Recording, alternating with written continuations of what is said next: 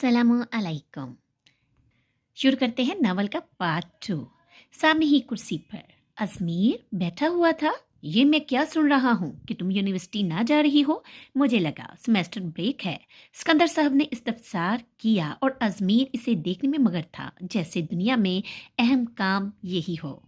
दरअसल अंकल, मैंने सोचा भी कुछ दिनों बाद चली जाऊंगी, बल्कि मैं जाना ही नहीं चाहती। यूनी इलाफ बोली। ओहो, क्या क्या कहा मोहतरमा? आपने सोचा? जिसे सोचते हैं वो आपके पास है, यानी कि दिमाग। कल से यूनिवर्सिटी के लिए मुझे तैयार मिलो। आई समझ? अजमीर का दिमाग गुमा था इसकी बात सुनकर, मगर इलाफ ने एहतजाज करना चाहा। अगर मगर कुछ नहीं, जो कहा है बेहतर है वो ही करो, अजमीर बोला और बाहर निकल गया। इसके जाने के बाद इलाफ ने सिकंदर साहब की तरफ देखा और कहा, देखा देखा आपने, ऐसे ही करते हैं, डांटते हैं